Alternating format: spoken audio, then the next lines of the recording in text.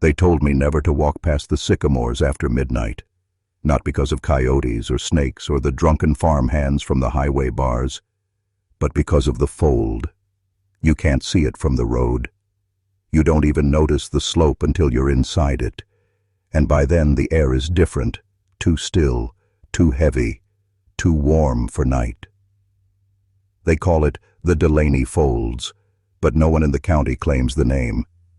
It's older than the town, older than the county lines, older than Missouri itself. Before we start this story, please like and subscribe to my channel, and don't forget to press the bell icon.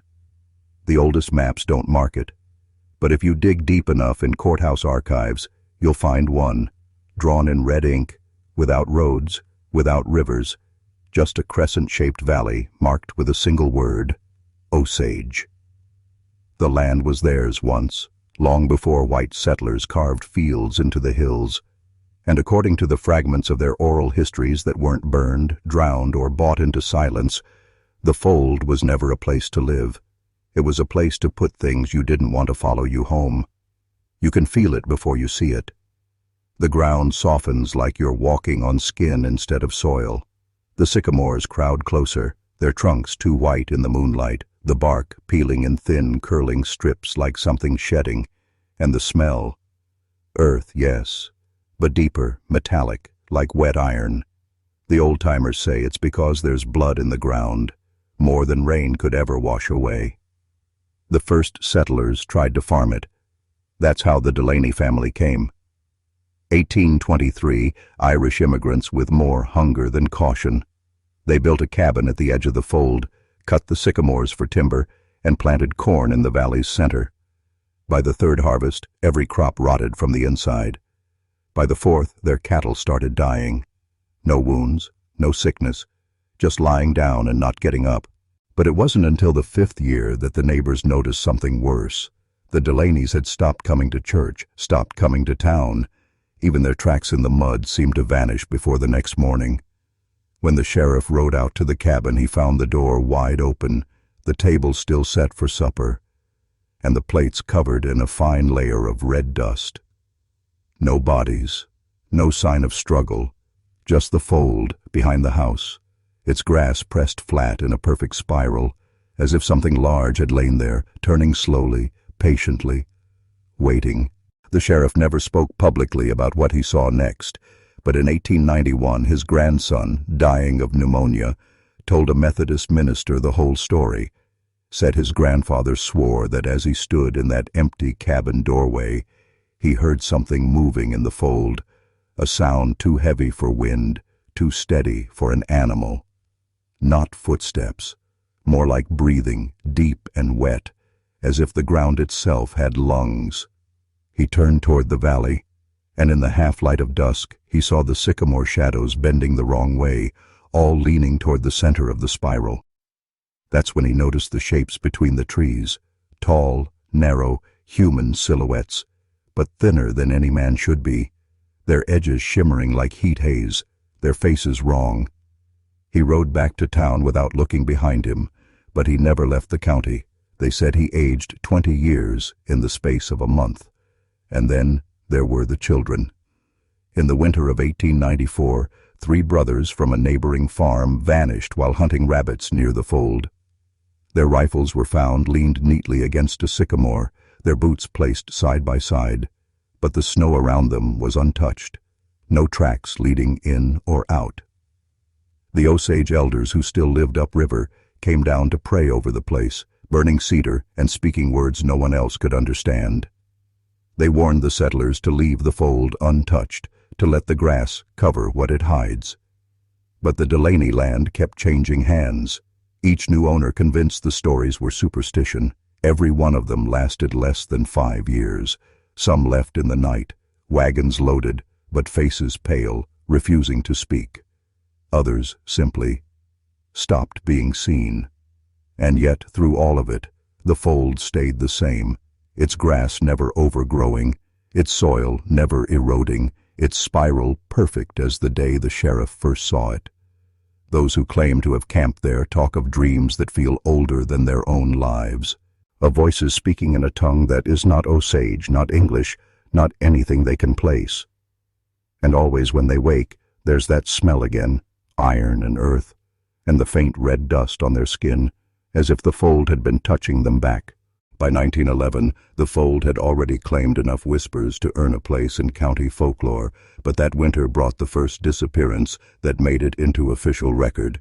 Her name was Mabel Courtwright, 19, daughter of a railroad foreman, last seen walking the ridge above the Delaney property to deliver soup to a neighbor. She never arrived. Search parties combed the area for 3 days, finding nothing but her basket, perfectly upright in the center of the spiral. Steam still curling from the lid, as if the soup had only just been poured. The sheriff's report mentions unusual soil disturbance, but omits the detail most of the men would later swear to after too much whiskey. The spiral had widened overnight, swallowing 2 more sycamores that were healthy the day before. One searcher, a man named Dalton Reeves, returned to town alone on the 4th day, claiming he had heard Mabel's voice in the fold after dark, calling his name in a low, deliberate tone that sounded more like remembering than asking. He said he almost stepped into the spiral before noticing her shadow was moving without her, swaying along the grass like it was caught in a slow wind. Dalton left Missouri a week later and was never heard from again. Old Osage maps, the ones not burned by the county in the 30s, marked that ridge with a glyph that doesn't translate cleanly, but means something between hollow and mouth. Those who've stood in the center during still air say you can feel it, like the valley is breathing through you, pulling something out of you that you can't name until it's already gone. By the late 1920s, the fold was fenced off by a land company that claimed it wanted to protect historic property, but locals knew better.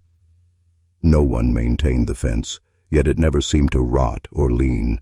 Children dared each other to slip through, but those who did came back quieter, some forgetting their own names for hours at a time. The oldest man in Delaney County, a half-Osage trapper named Isaac Horn, once told a traveling photographer, "It's not a place you stand in, it's a place that stands in you." The photographer never developed the film. He said the negatives came back blank, except for a faint spiral burned into the emulsion, red as rust. In 1936, during the depths of the Great Depression, the Works Progress Administration sent a survey crew to Delaney County to chart possible farmland reclamation projects, and the fold was marked for subsurface evaluation. It was the first and last time anyone brought machines onto that soil. Witnesses said the morning the crew arrived, the sycamores around the valley shed their bark in long, curling strips, piling at their roots like skin at the bottom of a bath. The foreman, a Kansas man named Hugh Ferris, ordered the spiral plowed under, certain it was just an oddity of terrain. By noon, 2 tractors had broken their axles without striking rock, their engines coughing black smoke that smelled faintly of meat left in the sun. One of the workers, Charles Gant, climbed down into the center with a spade, intent on proving the soil was just soil. He dug less than a foot before hitting something smooth. Stone, he thought at first, until it pulsed under his palm. He swore it was warm, and when he jerked back, his fingernails were stained red like he'd been handling clay. Ferris ordered the men to keep going, but within an hour, every compass needle on site began spinning counterclockwise, and the radio in their truck went dead, replaced by a low hum that made the fillings in their teeth ache. By the 2nd day, 3 workers were missing. No one saw them leave, no tracks led away, their lunches still wrapped on the tailgate. The county report lists personnel relocation as the reason the project was abandoned, but Ferris's widow would later say he woke screaming every night until the day he hanged himself, muttering about faces in the roots. The WPA quietly redrew their maps, erasing the fold entirely, but the Osage who still visited the area left new offerings at the ridge, bundles of cedar, polished stones, and strips of red cloth tied to the trees. They never spoke of the excavation except to say the valley had been disturbed and that it would remember. In the years after, storms seemed to avoid the fold, clouds parting overhead while the rest of the county drowned in summer rains. Farmers swore the air inside stayed warmer in winter, cooler in summer, and that no snow ever settled in the spiral. It was as if the valley was holding its own season, keeping time to something no one else could hear. By the summer of 1947, the war was over. The country was flush with restless young men who had seen death and thought they could stare it down anywhere, and Delaney County had its own handful of returning soldiers who drank too much and laughed too loud about the ghost patch outside town. One July night, 4 of them, Earl Maddox, twins Roy and Ray Linder, and a wiry kid named Frank Delvers, drove a surplus Jeep up to the ridge with a crate of beer and the idea they'd camp in the fold till sunrise just to prove the old stories were nothing. They parked at the fence, climbed over, and carried a kerosene lamp into the spiral. Folks who lived close enough swore they heard them singing for the first hour, the sound carrying strangely far, like the valley was amplifying it. Around midnight, the singing stopped. A neighbor's dog howled for nearly an hour straight, then went silent. Only Earl came back, stumbling into town at dawn with no shoes, his clothes damp as if he'd walked through a river. He wouldn't or couldn't say what had happened, only that the twins went one way, Frank went another, and I wasn't standing on dirt anymore. He died 3 weeks later, lungs full of water, though he'd never left his bed. The Jeep stayed parked at the ridge for months, grass growing up through the tires until it vanished after a spring storm, leaving 4 deep impressions in the earth that never filled back in. People said the fold didn't just take the men. It took the path they used to get there. That winter, hunters found a rusted dog tag half buried at the edge of the spiral with Ray Linder's name on it, but when they tried to pick it up, the metal crumbled to powder in their hands. After that, the sheriff ordered the area posted with new signs: no trespassing, private land. Everyone knew no one owned it, and some said the signs were less about keeping people out and more about keeping something in. The Osage elders shook their heads when they heard the soldiers' names, saying the fold had simply remembered its mouth and taken what was owed. In the years after, no one camped there again, not even on a dare. People still saw light inside the spiral on moonless nights, but it wasn't the warm flicker of a campfire. It was the cold, steady glow of something waiting. In the autumn of 1952, Reverend Amos Grady of the First Baptist Church decided the fold was nothing more than a patch of land under Satan's thumb, and he aimed to cast the devil out of Missouri soil. He was a tall man with a booming voice, and the kind of confidence that made farmers hand him their last dollar for God's work. So when he announced a public cleansing on the second Sunday of October, nearly 50 townsfolk followed him up to the ridge with hymnals and folding chairs. The Osage elders watched from a distance, saying nothing, their faces unreadable. Grady carried a wooden cross he'd carved himself, and before stepping into the spiral, he planted his boots wide, raised his arms, and declared that, "By the blood of the Lamb, this cursed place shall be made clean." The wind picked up as soon as he crossed the first coil, and those nearest swore the grass lay flat in his wake, bowing toward the center.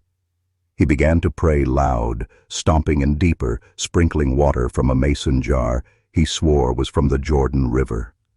By the time he reached the center, his voice had gone hoarse, but he kept chanting, calling on angels, rebuking the spirits of rot. The air grew warm, unseasonably so, and the kerosene lanterns folks had brought flickered, their flames stretching sideways, as if pulled toward the heart of the fold. Then the singing started, not from the crowd, but from beneath the earth. Low, mournful tones, like a choir buried in the dirt. Women clutched their children, and a few men turned and walked away, without looking back. Grady drove the cross into the soil, shouting over the sound, but the wood sank too easily, as if the earth was swallowing it. When he let go, it kept sinking until only the top was visible, rocking gently as though floating in water. The singing stopped all at once, replaced by a deep, hollow silence that pressed on the chest. Grady's eyes rolled back, and he fell forward into the dirt, his body limp. They carried him out, and though he was breathing, he never woke again, spending the last 13 years of his life in a state the doctors called unresponsive wakefulness. The next morning, the cross was gone, leaving a perfect round hole no wider than a dinner plate, and the Osage left fresh cedar at its edge. No one tried to cleanse the fold after that. They said it had made itself perfectly clear. It wasn't cursed. It was sovereign. By the summer of 1963, the fold had settled back into its uneasy truce with the county. Nobody went in, and it didn't come out, but that changed when the state hired aerial surveyors to photograph rural Missouri for new highway planning. One Cessna, flying low over Delaney County at noon, captured a dozen clear black and white frames of the valley. At first glance, the prints looked ordinary: fields, fence lines, the dark coil of the fold. But in 3 consecutive shots, something was visible at the spiral's center, a pale, elongated shape lying on the ground, casting no shadow despite the overhead sun. The surveyor, a man named J.P. Aldrin, swore he could see its chest rising, like it was breathing, and in the last frame, its head had turned toward the plane. When the photographs reached the state archive, 2 men in unmarked suits arrived the same afternoon, took the negatives, and left without signing the logbook. Aldrin kept one small contact print hidden in his toolbox for years, showing it only to people he trusted. Those who saw it described the figure differently. Some said it looked like a drowned man, others a deer with human arms, but all agreed its eyes were open. The night Aldrin died in 1971, his house caught fire in a way the fire chief called unnatural, flames burning blue and green, and the print was never found in the ashes. Rumors spread that the government had fenced off part of the ridge soon after, citing soil stability concerns, but anyone who walked that way said there was no real fence, only tall, thin poles planted in a ring, each topped with a strip of silver metal that hummed faintly on hot days. Old men in town claimed you could hear that same hum in your teeth if you stood too close, and sometimes, late at night, lights swept slowly over the valley like a search beam, except there was no beam, just the light moving through the grass itself. Whatever the survey plane had caught, it hadn't liked being looked at from above, and after 63, birds stopped flying over the fold entirely, veering away in a sudden jerking motion mid-air, like they'd hit an invisible wall. The Osage elders began leaving cedar at the ridge again, this time with black stones placed in a circle, saying quietly in their own tongue that the sleeping one had stirred. In April of 1974, 3 geology students from the University of Missouri, Patrick Lyle, Howard Brandt, and Ellen Markey, came to Delaney County chasing a rumor about rare mineral veins in the Ozarks. They'd heard the locals mutter about the fold, but dismissed it as backwoods superstition, convinced the spiral was just a quirk of glacial deposits. Armed with compasses, core drills, and a borrowed truck, they hiked up the ridge on a warm Friday afternoon, telling the bait shop owner they'd be back by Sunday night. That was the last anyone saw them. Search teams combed the valley for 2 weeks, finding nothing but their truck parked neatly at the trailhead, keys still in the ignition, a map on the dashboard with a red circle drawn exactly over the fold. On the 3rd day of the search, a bloodhound team followed a strong scent straight into the spiral's first coil, but the dogs froze, whining, and refused to move forward. Their handlers swore the animal's paws were trembling, as if the ground beneath them was vibrating. Helicopters scanned the area from above, but in every photograph, the center of the fold appeared washed out, a perfect disk of overexposed white, no matter the time of day. On the 7th day, a volunteer diver from St. Louis claimed he saw water glinting in the middle despite the dry season. When he stepped toward it, the ground gave slightly under his boots, like walking on soaked sponge, and he swore something brushed against his ankle from below. That night, the Osage left cedar and black stones again, but this time added feathers and red cloth. On the 11th day, the sheriff called off the search, citing environmental hazards and unstable ground. The students' families never got closure, and the university quietly stopped funding field trips to that part of the state. Years later, a hunter claimed he found Ellen Markey's compass in a dry creek, Beaton, 5 miles away, its needle spinning wildly even when laid on bare rock. But when he brought it home, it stopped pointing north altogether, settling instead toward the fold, like it was the only true direction left. By the spring of 1982, the state had pushed a new highway project dangerously close to Delaney Hollow, carving a service road along the ridge for easier access to limestone deposits. Most of the crew avoided the fold, not because they believed the stories, but because the ground there had a habit of swallowing equipment into sudden sinkholes. One morning, bulldozer operator Carl Henley was clearing brush when his blade bit deep into the outer coil of the spiral and snagged on something soft, not soil, not stone, but a strange resistance that made the machine's frame shudder. Thinking it might be a buried log, Henley hopped down and began digging by hand. Under 2 feet of clay, he uncovered a pale, slick surface that looked disturbingly like flesh, warm to the touch despite the cold April air. He swore later it pulsed under his palm like a slow heartbeat, and when he jerked back, a faint ripple moved across it toward the center of the fold. Henley screamed for the foreman, but by the time anyone else arrived, the pale patch had sunk into the earth, leaving nothing but wet soil and the smell of copper and moss.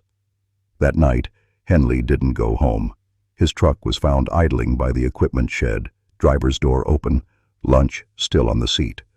A co-worker claimed to have seen him walking down into the hollow alone, moving stiffly, as if following something only he could hear.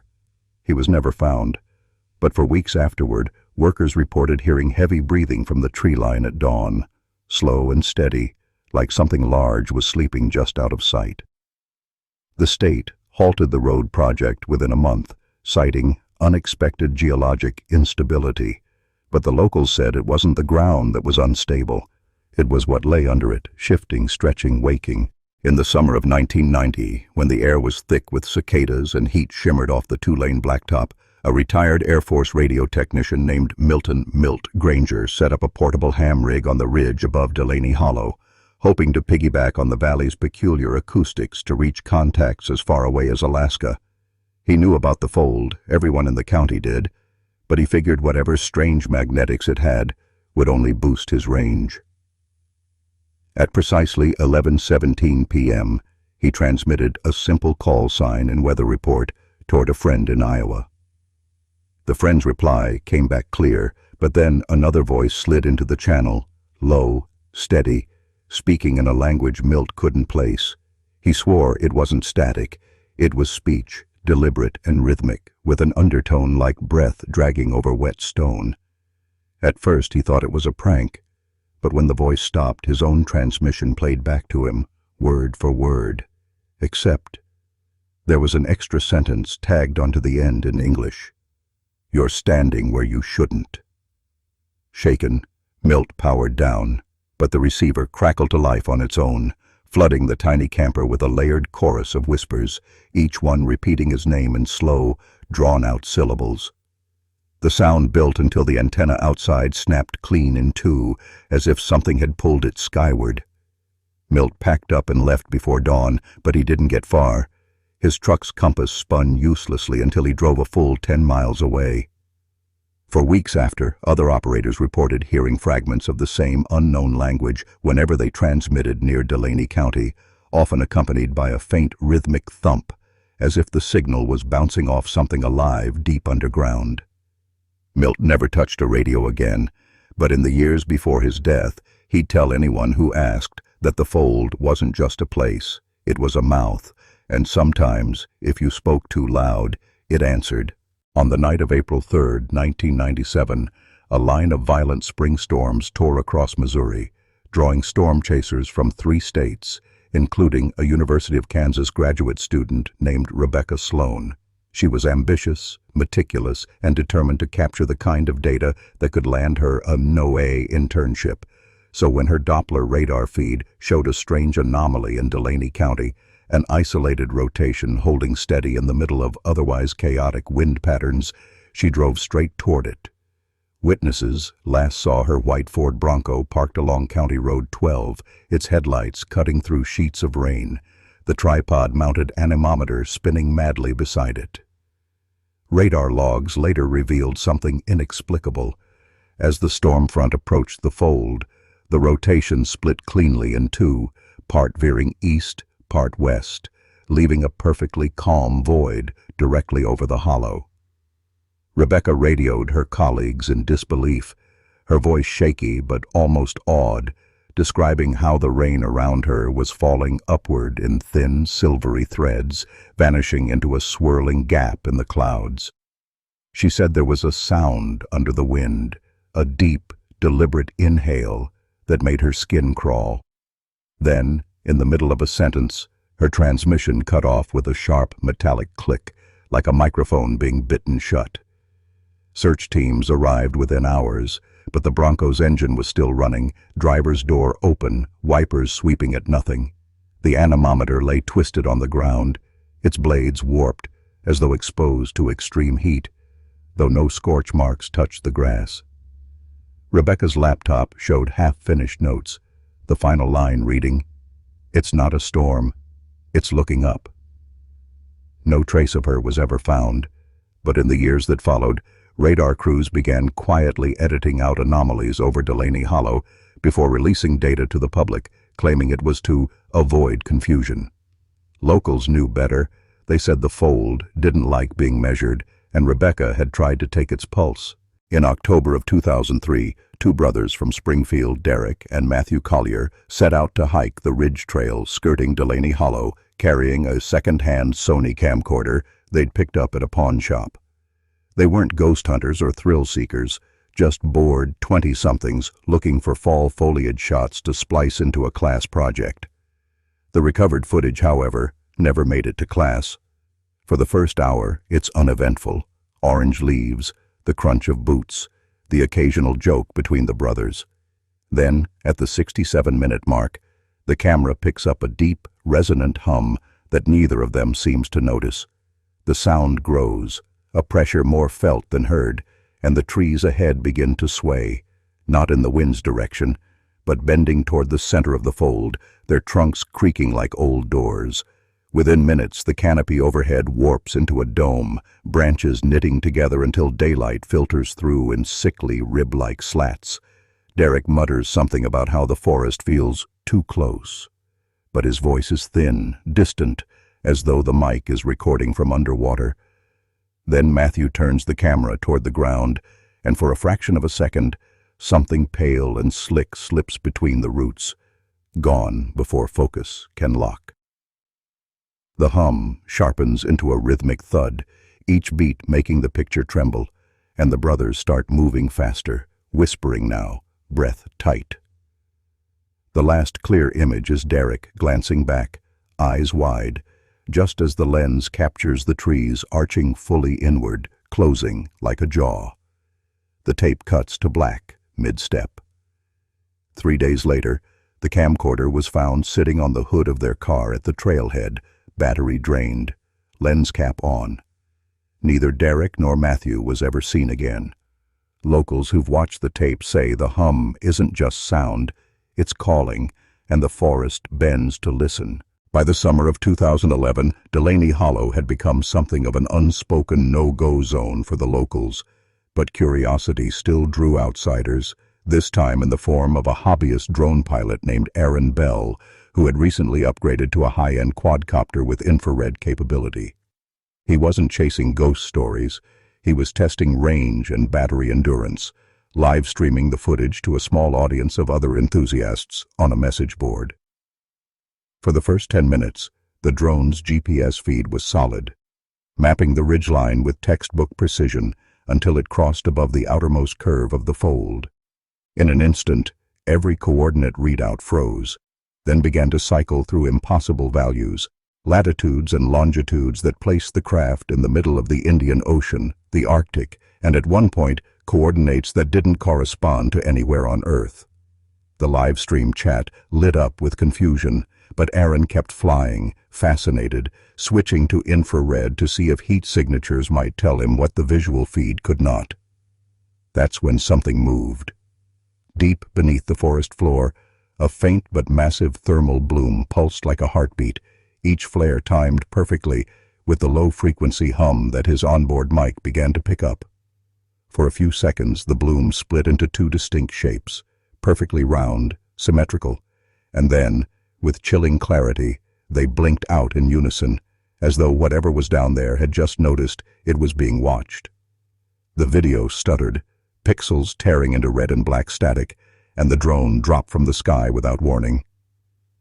When Aaron recovered it from the hollow's edge later that day, the casing was ice cold to the touch, the battery completely dead, and the flight logs had been erased. Every second of data gone, except for a single corrupted file whose name, when decoded from ASCII, spelled breathe. Aaron sold the drone a month later and refused to talk about the hollow again. But his footage had already circulated in dark corners of the internet, where viewers swore they could hear something under the hum, a slow, wet inhale waiting for the exhale. In the fall of 2019, a university-backed archaeology team from St. Louis arrived at Delaney Hollow under the guise of studying pre-Columbian trade routes, though leaked emails later revealed they were specifically targeting rumored burial grounds tied to the Osage and Missouri tribes. The team set up 3 dig sites along the southern edge of the fold, marking grids and carefully sifting soil, but within the first day, anomalies began to surface. The top layer of earth was exactly as expected: leaf rot, compacted dirt, insect activity. But just 2 feet down, the soil abruptly changed to a loamy, unnaturally soft consistency, as though it had been freshly overturned. One graduate assistant remarked that it felt warm, even though the air was barely 50 degrees. At the second site, the lead archaeologist uncovered what appeared to be a burial pit, perfectly elliptical and lined with stones whose placement suggested deliberate alignment to lunar cycles. But the most disturbing discovery came when a trowel struck something that gave a hollow, almost fleshy sound. They brushed away the soil to reveal a smooth, curved surface that at first glance resembled polished bone, until it twitched. The students froze, convinced it was some kind of optical illusion, but the movement happened again, this time accompanied by the faint vibration of the ground under their knees. Instruments recorded a low tremor radiating upward, steady and slow, in sync with that now familiar subterranean hum. Within minutes, the soil around the pit began to sag inward, swallowing their tools and collapsing the grid markers as though the earth itself was inhaling. The team abandoned the site in chaos, dragging equipment back to the vans, but 2 members, both seasoned field workers, stayed behind to photograph the collapse. Neither returned, and their cameras were later found half buried in the disturbed earth, lenses shattered from the inside. The official university report cited unstable ground conditions and sealed all field notes, yet whispers among the graduate students claimed that what they'd uncovered wasn't a burial site at all. It was a feeding site, and the hollow was still hungry. In August of 2022, an unseasonably dry lightning storm ignited a wildfire that tore through nearly 800 acres of forest in southern Missouri, its orange glow visible for miles, and the smoke choking nearby towns for days. Fire crews from 3 counties were deployed, bulldozing fire breaks and dropping suppressant from the air. But as the flames advanced toward Delaney Hollow, something inexplicable occurred. They simply stopped. Witnesses described the fire's edge curling upward like it had struck an invisible wall, embers spiraling in midair before winking out, and smoke drifting sideways in unnatural currents, as though deflected by a force pushing outward from the hollow. Firefighters on the western ridge reported feeling an intense, oppressive pressure in their chests the closer they approached, forcing several to retreat and leaving equipment abandoned in place. Thermal imaging from a helicopter showed the surrounding forest burning at over 1,000 degrees Fahrenheit, yet the tree line of the fold remained a perfect unscorched arc of green, with a sharp boundary that looked almost drawn with a ruler. The incident commander ordered a ground team to investigate, assuming the area had been fireproofed in some undocumented way. But when the crew stepped past the tree line, their radios erupted with a low, rumbling distortion that drowned out all speech, and body cams recorded a disorienting blur.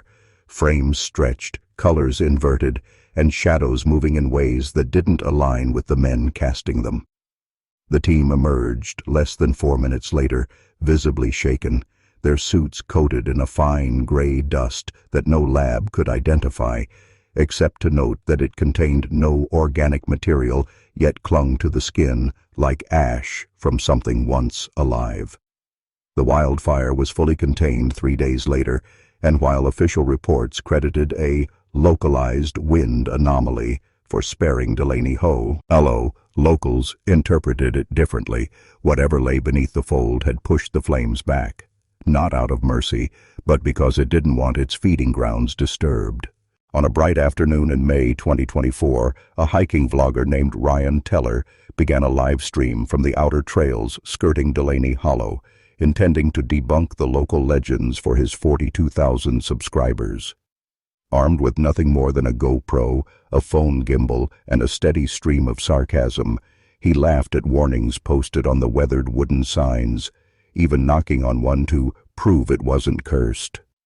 For the first hour, the footage was unremarkable. Lush greenery, bird song, Ryan narrating in a mock spooky tone. But at the 1:13:42 mark, while adjusting his camera to pan across the tree line, a shadow passed behind him, massive and silent.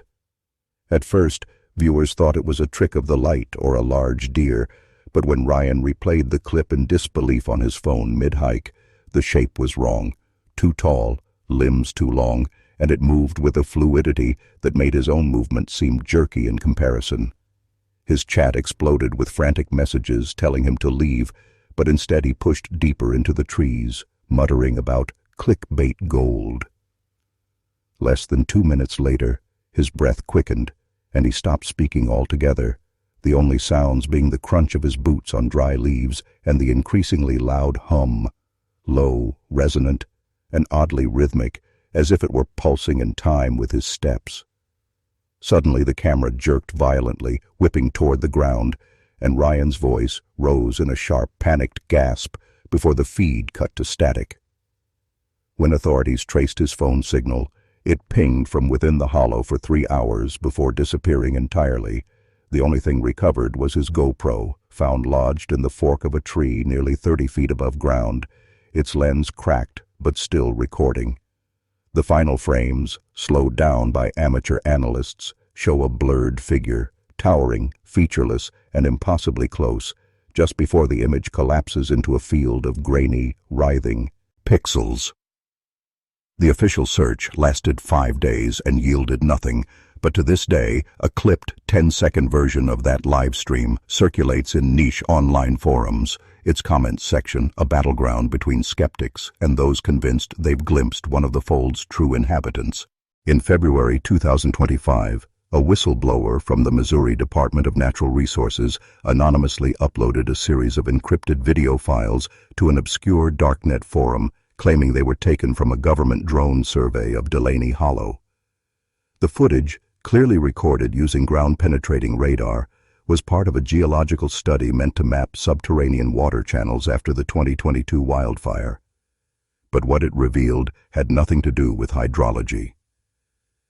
Beneath the hollow's surface, in a depth range of 40 to 70 feet, immense shapes were moving, slowly, deliberately, their outlines too regular to be natural rock formations. One appeared to stretch and contract like a ribcage breathing, while another seemed to pivot in sections, as though turning its attention toward the source of the scan. In the final clip, the radar registered a sudden spike in density directly beneath the hovering drone, followed by a loss of signal and the audible crack of something breaking high-tensile composite material. The last visual, before the feed collapsed, was a split-second frame of what analysts described as an eye the size of a man's torso, reflecting back the radar's pulse like a mirror.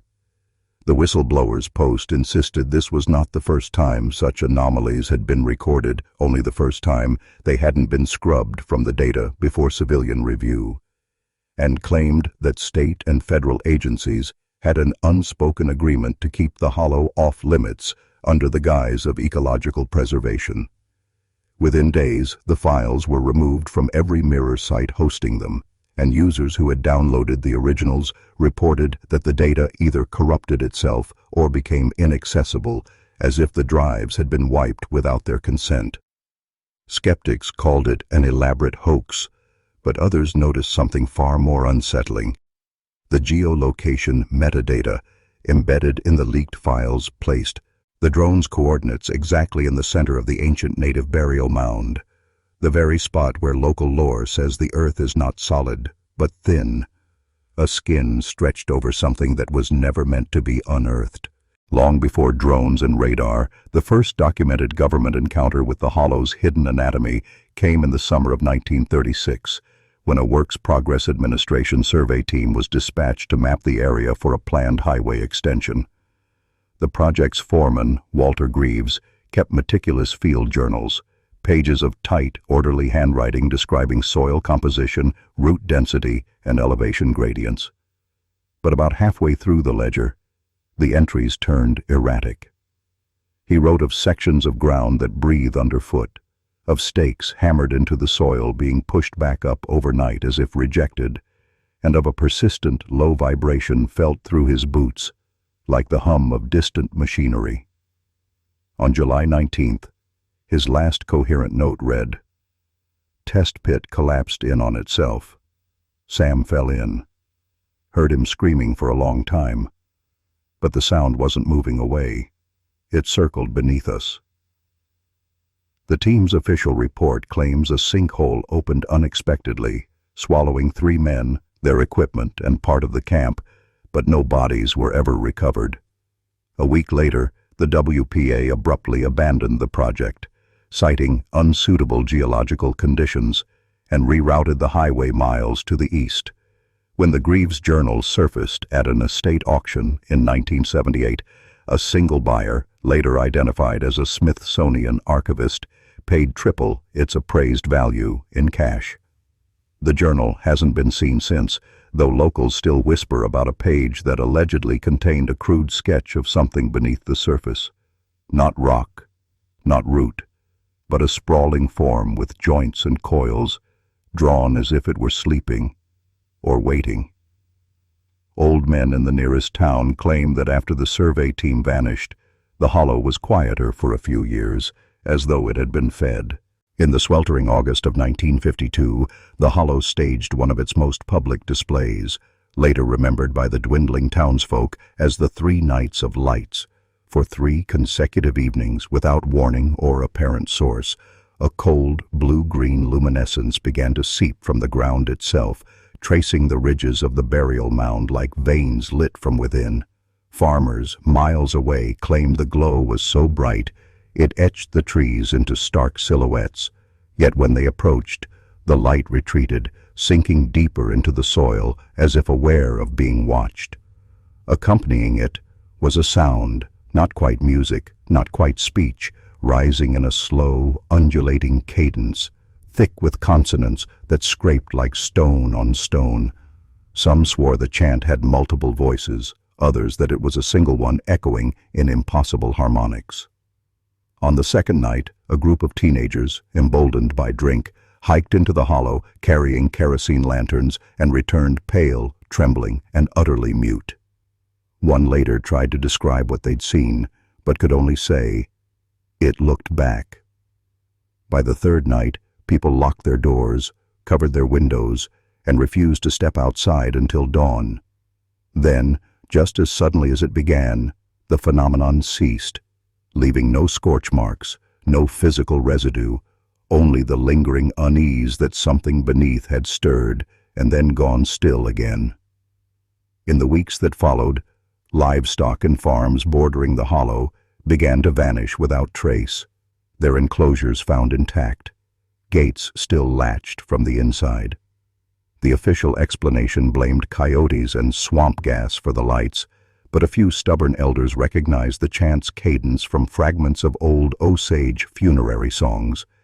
Except this version, they said, was reversed, as though calling something back rather than guiding it away. In the drought-scorched summer of 1974, a private oil company from Tulsa secured a discreet lease to drill exploratory wells on the ridge above Delaney Hollow, lured by seismic reports hinting at vast subterranean cavities that might hold untapped reserves. The crew arrived with towering rigs, portable living quarters, and the quiet arrogance of men convinced the earth would yield to steel and diesel. But from the first day, the ground fought back in ways no geological survey had predicted. Drill bits dulled to uselessness within hours, as if grinding against some fibrous, unbreakable material that registered on no instrument.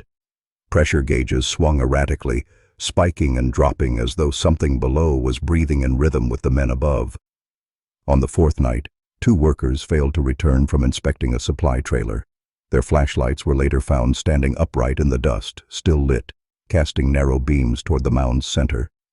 By the end of the week, the remaining crew reported hearing the rigs echo back their own noise, not as mechanical reverberations, but as distorted mimicry, metal groans turning into guttural syllables, hammer strikes answering themselves with hollow, delayed knocks from far below. When the company finally ordered an evacuation, they left behind nearly $3 million in equipment, claiming it was cheaper to abandon than retrieve. Weeks later, a local hunter swore he saw one of the massive drill towers lying half-submerged at the edge of the hollow, as if the earth had simply softened under it, swallowing its base like mud around a stake. By autumn, nothing remained. No rigs, no trailers, not even the ruts from their tires. Only the faint outline of the access road fading into the trees, and a rumor that somewhere beneath, the hollow had incorporated the steel into its own strange anatomy, a ribcage of iron hidden under the soil. In the autumn of 1990, when the air in Missouri turns brittle and the trees bleed rust-colored leaves into the creeks, a reclusive radio hobbyist named Gerald Pike set up a makeshift field station on the outskirts of Delaney Hollow, claiming the ridge's odd magnetic profile might let him skip signals across continents.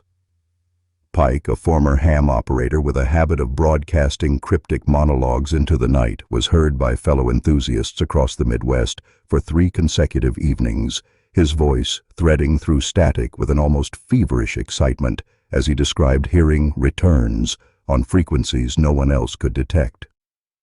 On the 4th night, his transmission changed.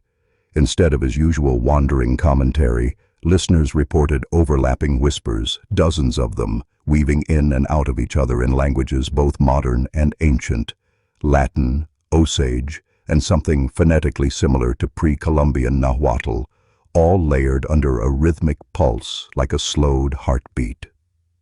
Midway through the broadcast, Pike's voice cut in sharply, strained and urgent, saying only, "They've tuned back." Then the signal dissolved into a deep, resonant hum that made at least 2 listeners shut off their sets in sudden nausea. When Pike's landlord checked his cabin the next morning, the equipment was still humming, dials spinning in erratic loops, but Pike himself was gone. His chair was found tipped over, a mug of coffee still warm beside it, and on the transmitter's log sheet, the final entry was a sequence of numbers that, when later decoded, matched the coordinates of the hollow's central mound. No official search party was organized, but in the weeks after, multiple operators claimed to pick up faint fragments of Pike's voice at odd hours, usually around 3:13 a.m., speaking in that same impossible chorus, as if he'd become one frequency among many, broadcasting from somewhere under the soil. In the spring of 2006, before consumer drones became weekend toys, a small St. Louis-based geotechnical firm won a contract to conduct aerial and subsurface imaging of Delaney Hollow for a proposed state conservation project, the plan being to map soil density and vegetation patterns to determine if the area could support public hiking trails. They brought with them a prototype survey drone equipped with ground-penetrating radar and thermal lenses, a device so sensitive It could pick up the heat signature of a rabbit burrow from 100 feet above. For the first hour, the flight returned data consistent with any other rural Missouri valley. Patches of limestone bedrock, cool pockets of shaded loam, and the scattered warmth of deer moving through the trees, until the drone passed directly over the central mound. The monitors in the survey van lit up with shapes that should not have existed. Vast, symmetrical voids buried 40 feet down, each one slowly shifting position like the skeletal plates of something alive. At one point, the thermal camera registered a temperature spike inside the largest cavity, an abrupt surge of heat nearly 50 degrees above the surrounding Earth, accompanied by what the onboard software flagged as a rhythmic oscillation, almost like breathing. Before the team could complete a second pass, the drone's feed stuttered into a cascade of pixelated white noise, the GPS readout spinning nonsense coordinates, and then the entire craft dropped from the sky, landing somewhere beyond the hollow's tree line, where no retrieval crew was willing to go. The company's official report omitted the anomalous data entirely, citing instrument error due to geomagnetic interference. But one technician, later dismissed, quietly leaked still frames from the feed, showing not just movement under the ground, but the faint, unmistakable outline of something looking up toward the drone, its heat signature blooming like an open eye. In October of 2013, a 27-year-old graduate student named Elise Warren, an avid backpacker researching pre-colonial Osage migration routes, set out alone to traverse the ridgeline above Delaney Hollow, her GPS beacon broadcasting regular check-ins to a friend's phone for safety. By mid-afternoon, her last recorded position placed her less than half a mile from the central mound, after which her signal began to drift in erratic, impossible jumps. First several hundred feet north, then deep into the hollow's basin, then flickering between 2 points as though she were in both places at once. Concerned, her friend activated a rescue alert, and by nightfall, a small team was combing the area with thermal drones and dogs. They found no trace of her, no footprints, no tent, no gear. But at precisely 2:47 a.m., the rescue team's radios all crackled to life at once, carrying Elise's voice, thin and distant, saying only, "Don't come down here." The voice repeated twice more, each time quieter, until it dissolved into a low-frequency drone that made several rescuers physically ill. Later, audio specialists analyzing the recording found a secondary waveform buried beneath her words, an almost subsonic murmur in what appeared to be an archaic Osage dialect, the translation yielding a phrase close to, "The roots are awake." Elise was never found, but for weeks afterward, hikers reported hearing faint weeping from the hollow on windless days, always seeming to come from just out of sight, as though the landscape itself were remembering her. In the summer of 1978, long before the hollow was marked as restricted land, 2 amateur cave divers from Arkansas, brothers named Cal and Mason Ritter, were drawn to the area by rumors of a partially collapsed sinkhole near the southern ridge that fed into an underground spring system. Armed with surplus scuba gear, an 8mm waterproof camera, and a case of cheap beer, they slipped into the cold, mineral-rich water expecting little more than a few submerged chambers and maybe some ancient pottery shards. What the surviving footage shows is mostly what they described later to friends: narrow limestone passages, drifting silt clouds, and the occasional skeletal fish. But midway through the reel, the light from Mason's headlamp catches something else. What appears to be a smooth, arched surface not made of rock, with etched markings resembling both petroglyphs and something more geometric, almost like circuitry.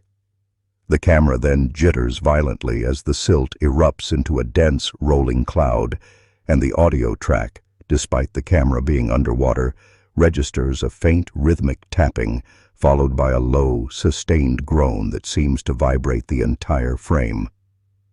The brothers claim they aborted the dive immediately, but when they developed the film days later, there were nearly 2 extra minutes of footage neither remembered shooting. These frames depict a vast chamber lit by an unknown source, with dozens of tall, thin figures standing motionless along the walls, their faces obscured by shadow, but their outlines sharply human. The sequence ends with the lens tilting upward toward what appears to be the same eye-shaped heat signature later captured in the 2006 drone survey. Only here it is not buried. It is wide open and looking directly into the camera. Cal died in a car accident less than a year later. Mason kept the reel locked in a safe until his own disappearance in 1994, after telling neighbors he'd been invited back. In the spring of 1989, a contracted forestry crew was sent into the Delaney Hollow perimeter to conduct a basic timber assessment after an unusually harsh winter had toppled several acres of oak and hickory. The five-man team, led by veteran surveyor Greg Mallory, marked a direct grid pattern through the western slope, tagging trees with bright orange bands and mapping each trunk's position with theodolites. They worked until dusk, camped in a nearby clearing, and returned at sunrise, only to find their carefully measured grid subtly, impossibly altered. The orange-banded trees now formed long, curving arcs that seemed to ripple down the hillside, and some of the tags were affixed to entirely different species than the ones they'd placed them on, as if the forest had quietly rearranged itself in the dark. Mallory initially suspected a prank, but when the team attempted to correct the grid, they noticed something even stranger. Their compasses began to drift several degrees east, then west, then spin slowly, no matter where they stood. The air took on a faint, metallic tang, and a kind of pressure built in their ears, similar to the sensation of diving too deep underwater. That night, one worker woke to find a row of freshly planted saplings encircling his tent, each one bearing an unmarked orange band, their roots inexplicably embedded in solid rock. The crew left at first light, refusing to return for the final assessment, and their partially completed maps, later recovered from Mallory's files, show a distinct spiral pattern emerging where the straight grid should have been, as though the forest itself had been drawing something only visible from above. In the autumn of 1911, a traveling preacher named Elias Brandt took to the pulpit of a small clapboard church on the outskirts of the Delaney Hollow, a place already whispered about in wary tones by locals who refused to farm too close to its boundaries. Brandt, known for his firebrand style and unnerving habit of locking eyes with individual congregation members mid-sermon, began speaking that Sunday on the Book of Revelation, but soon abandoned Scripture entirely, declaring in a voice that witnesses said seemed thicker than usual that the hollow was not cursed by the devil nor haunted by restless spirits, but was instead alive in a way no one could understand. "It hungers," he said, his words trembling the lantern flames, "and its patience is running dry."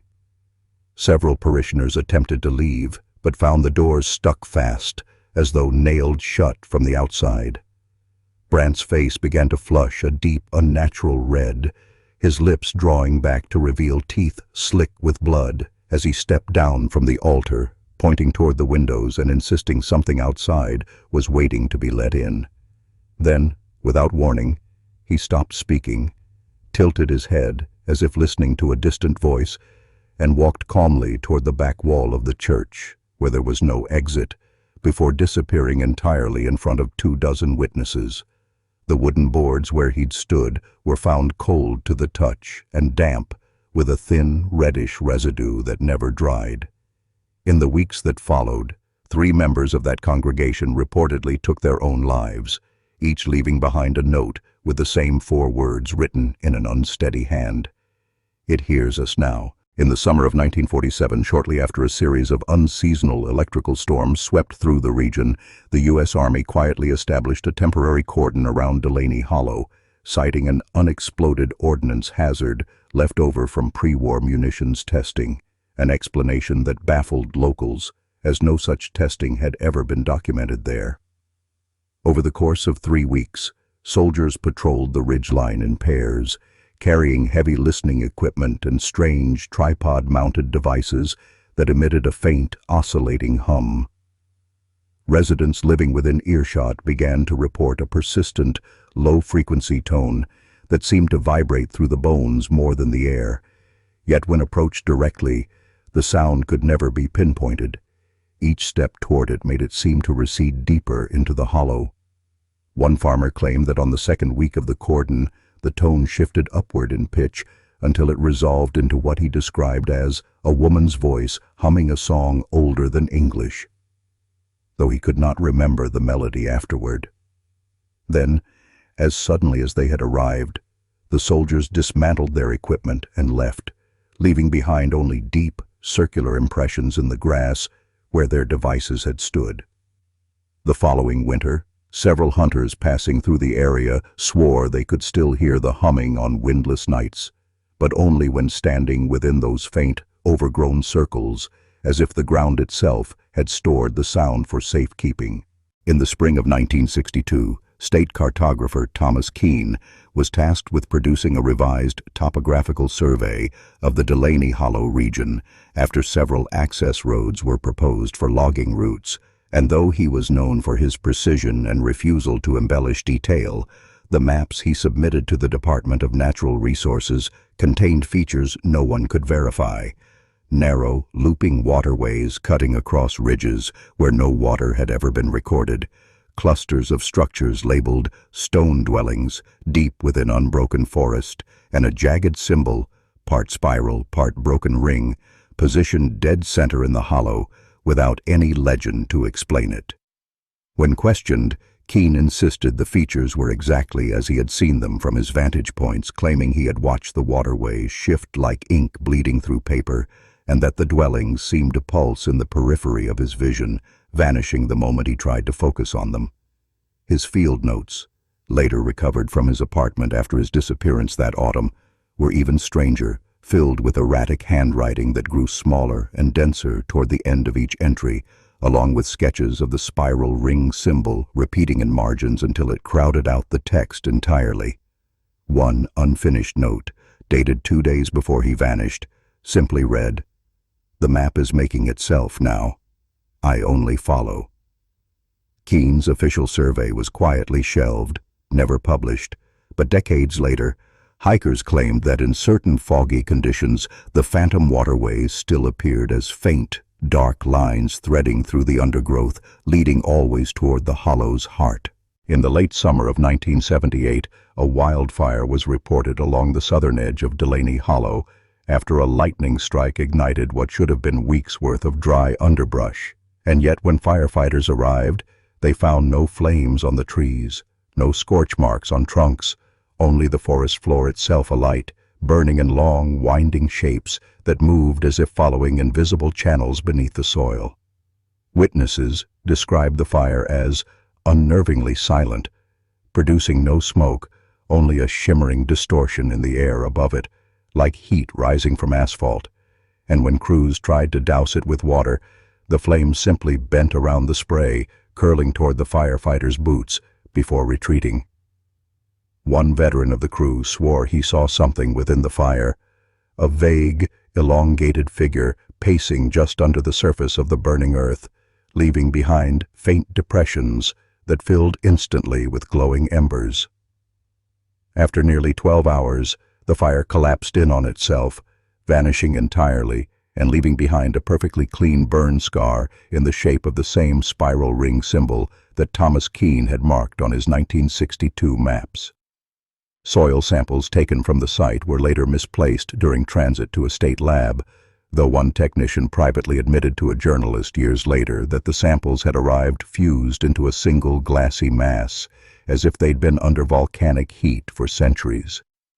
Within 2 weeks, a thick mat of moss had grown over the burn scar, but loggers who passed through claimed they could still feel a dry heat radiating from the ground if they stood on it too long, like a coal fire banked deep below. In the autumn of 1989, a small, independent mining crew working just west of Delaney Hollow struck what they believed was a rich vein of quartz embedded in unusually brittle shale, but after only a few minutes of chipping away, their drills punched through into what the foreman described over the radio as open air, despite being nearly 300 feet underground. Expecting a small cavern, the men widened the hole and lowered a lamp, only to find the light failing to reach any visible walls or floor. It was as if they had opened a shaft into a void that swallowed illumination whole. The air rising from it was unnaturally warm and carried a faint rhythmic pulse, like the slow beat of a massive heart, and one miner leaning too close to the edge claimed to hear whispered voices speaking in a language that rose and fell in long, mournful tones. Against protocol, 2 of the younger miners tied off and descended on a rope, vanishing into the darkness until the sound of their gear stopped echoing entirely. They never called back up. The rope was reeled in to find it frayed and blackened at the end, as though it had been dipped in acid. The mine was sealed within 24 hours under orders from the County Safety Board, though rumors persist that the closure came from higher up, with company records scrubbed of the crew's names and the incident listed as a structural collapse. Locals say that on certain nights in late October, if you stand near the old access road that leads to the sealed shaft, you can still feel faint vibrations under your feet, and a warm breath of air will rise from the ground, carrying with it a whisper that is not quite wind. In the summer of 1995, 3 college students from St. Louis, avid hikers chasing rumors of the most secluded campsite in Missouri, vanished somewhere in the eastern slope of Delaney Hollow, leaving behind their parked car with the keys still in the ignition and a neatly folded road map on the dashboard marked with a red X deep inside the forest. When search and rescue teams moved in, they found the students' tent fully pitched and sleeping bags laid out as if awaiting occupants, but no signs of a struggle, no tracks leading away, only a ring of small stones encircling the site, each stone etched with crude, spiraling lines that matched the burn pattern from the 1978 ground fire. One rescue unit was equipped with a shoulder-mounted video camera, standard for documenting terrain and clues, but midway through filming, the audio picked up a low hum that none of the team reported hearing at the time, and the footage warped with horizontal static bands before cutting to pure snow. The remaining minutes on the tape were blank, yet the camera's internal counter indicated it had continued recording for 6 more hours. Official reports claim a malfunction, though the operator swore he never turned it off and that he remembered moving deeper into the woods with his team, following what he described as a faint lantern glow ahead of them. Those memories end abruptly. He later woke in his own bed with no recollection of leaving the forest, and none of his fellow rescuers could account for the missing time. The students were never found, and over the years, hikers have reported seeing a pale light drifting between the trees on foggy nights, always at the same distance, no matter how quickly they follow, leading them toward a slope where the compass needle spins uselessly and cell signals die without warning. In the early hours of March 14, 2003, during construction of the new highway bypass meant to skirt Delaney Hollow entirely, a gravel truck carrying asphalt skidded off the freshly graded curve and tumbled into a drainage gulch, killing the driver instantly and leaving his passenger, the sole survivor, badly injured, but conscious enough to give a statement before being sedated. According to him, the truck hadn't lost traction in any ordinary way. Rather, the road bent wrong, as though the entire stretch of asphalt ahead had twisted like a ribbon in the wind, pulling them sideways without warning. He claimed the headlights illuminated not the expected embankment, but a sheer wall of trees rising at an impossible angle, their trunks leaning in toward each other until the canopy formed an unbroken ceiling. Just before the crash, he saw something standing in the middle of that warped road, tall, thin, and motionless, its head cocked at a severe angle, as if watching them approach. Investigators dismissed the account as a product of shock and concussion, though several construction crew members later admitted, off record, that they had felt disoriented on that curve, describing a momentary slip in their sense of balance, as if the ground tilted beneath them. After the accident, the bypass section was realigned at great expense, but locals insist that late at night, truckers taking the old service road still report a sudden lurch in their steering, the headlights swinging toward trees that shouldn't be there, and for a split second the road ahead looks as though it's twisting into the forest, beckoning them to follow. On August 9, 2011, at exactly 12:17 p.m., a phenomenon locals now call the Black Noon struck Delaney Hollow without warning.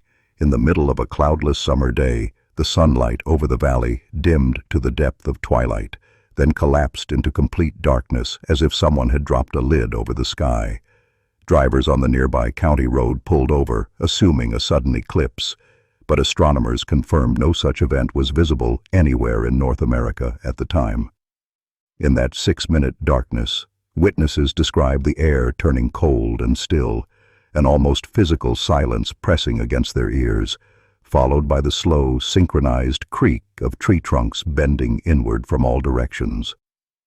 A farmer working his field on the ridge swore he saw the tree line closing like a ring around the hollow, sealing it from view. And in that moment, a single column of pale green light shot upward from the valley floor before vanishing as abruptly as it appeared. When the light returned and the sun came back, every clock within a 10-mile radius read 12:17 exactly, no matter how long they'd been in operation, and all had to be reset manually. Later that week, hikers reported finding fresh soil mounds in symmetrical patterns deep in the woods, as if something had been buried there overnight, each mound marked by 3 parallel claw-like gouges cut into the earth. The area was cordoned off by county officials citing unstable ground, but those who've lived near Delaney Hollow for generations say Black Noon was the forest's warning that something beneath it had turned over in its sleep, and next time it might wake.